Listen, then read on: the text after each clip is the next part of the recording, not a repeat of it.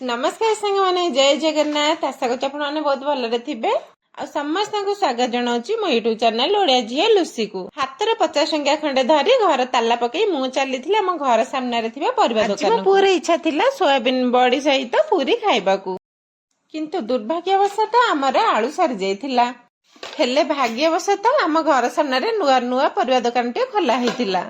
मु सांगे सांगे जाई पहुंची जाइथिला आलू दुकान रे। आलू को देखि मुंडा पूरा पूरी खराब। जेतिकी भल आलू थिला तार 2 गुणा मिला आलू थिला। बाछि बुछि आनिला बेलको पाखापाखी 15 मिनिट लागिगला। माने आलू किलो 30 टंका और 2 किलो नेले 50 टंका। मु सेति पई 2 किलो आनी देइकि 50 टंका टी धरे देइकि आस्थिली। तापरे घर को आसी पहुंचला बेलको मଣିଷ पूरा पूरी थकी जाइथिला। काहेकि ना 3rd फ्लोर जाई आसीबाटा कम कष्ट थिला। सांग माने फटाफट गूगल पई रोसेई कर देइथिली पूरी को सोयाबीन बड़ी तरकारी। एठी ताको ठंडा करबा पई के छाडी देइछि। बाबा आसिले सो गूगल पई नेइकि जिबे स्कूल।